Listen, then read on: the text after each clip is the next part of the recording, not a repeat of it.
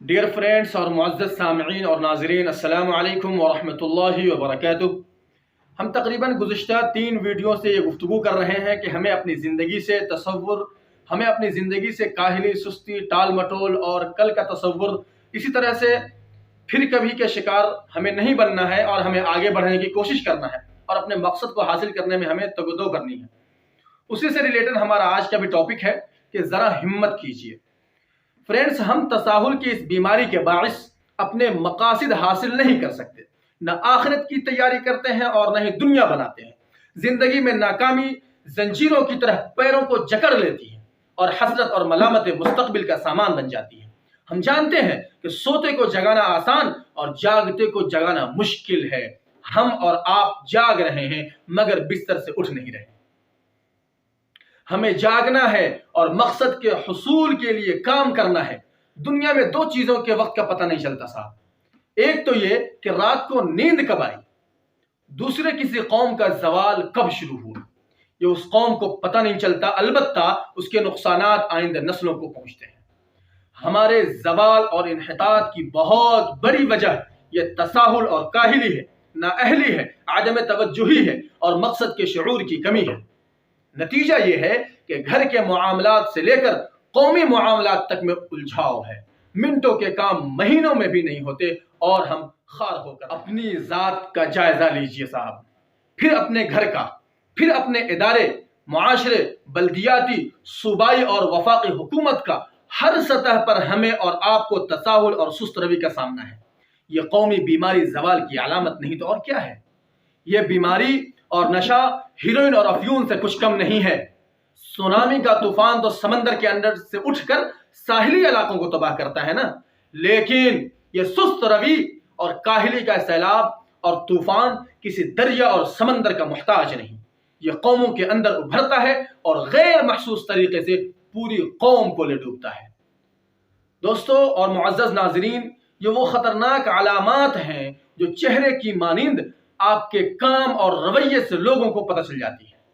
اگر آپ تساہل کا شکار ہیں تو آپ کی شخصیت غیر منظم اور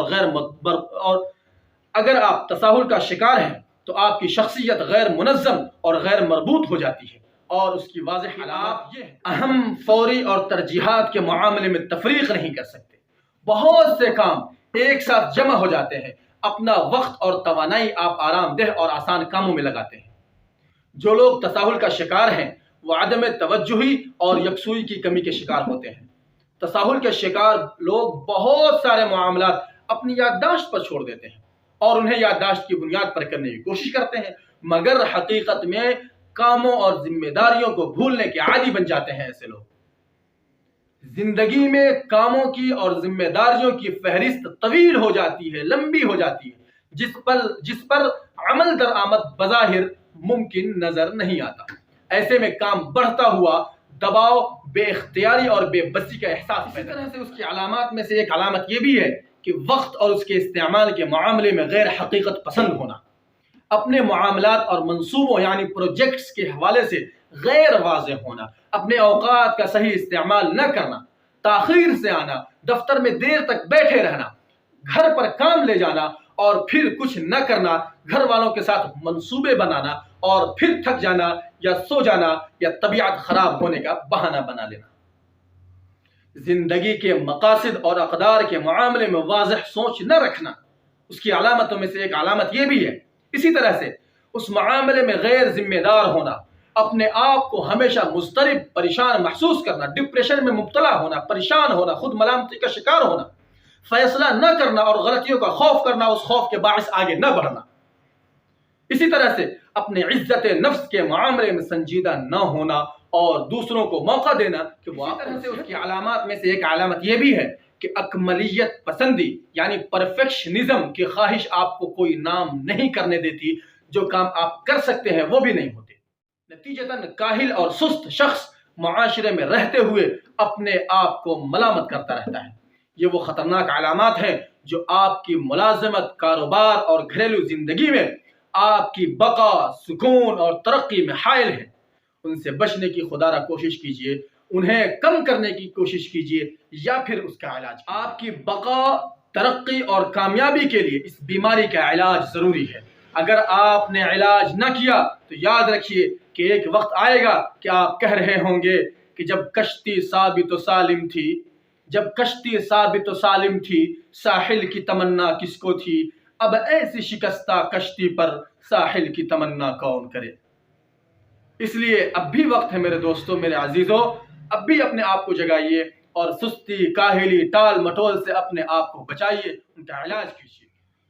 ہمارے کتنے احباب اور رشتہ دار بیماری کی حالت میں اسپتال میں زیر علاج ہوتے ہیں اور ہم عیادت کے لیے ٹال مٹول کرنے کے باعث ان کی خیریت دریافت نہیں کر سکتے۔ اس کے علاوہ زندگی میں کتنے ہی کام ایسے ہوتے ہیں جو ہم سوچ اور منصوبہ بندی کی حد تک مکمل کر چکے ہوتے ہیں، مگر عمل کے معاملے میں ہم کل کا انتظار کر رہے ہوتے ہیں۔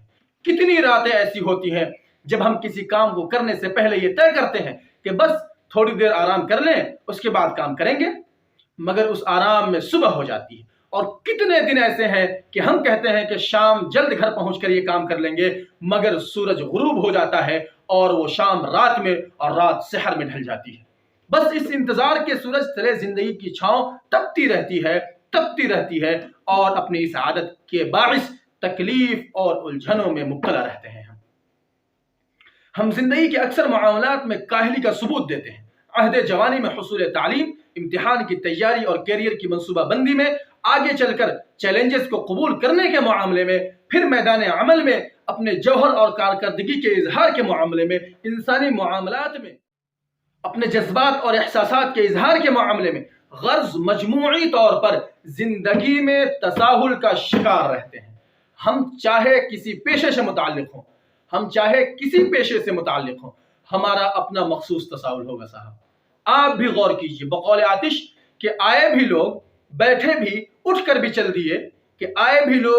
بھی اٹھ کر بھی چل دیے، میں جا ہی ڈھونڈتا تیری محفل میں رہ گیا۔ تساہل کی یہ غلطی آخری عمر میں آپ کو احساس دلائے گی کہ لمحوں نے خطا کی تھی، صدیوں نے سزا پائی۔ اس لیے دوستو اور معزز ناظرین، آپ تمام سے میری گزارش اور درخواست ہے کہ ہمیں آج ہی اس تساہل کی بیماری کو کم کرنا ہے یا پھر اس کا علاج کرنا ہے۔ بس آج کے لیے اتنا ہی، پھر ملتے ہیں انشاءاللہ اگلی ویڈیو میں۔ تو جب تک کے لیے خدا حافظ، السلام علیکم ورحمۃ اللہ وبرکاتہ۔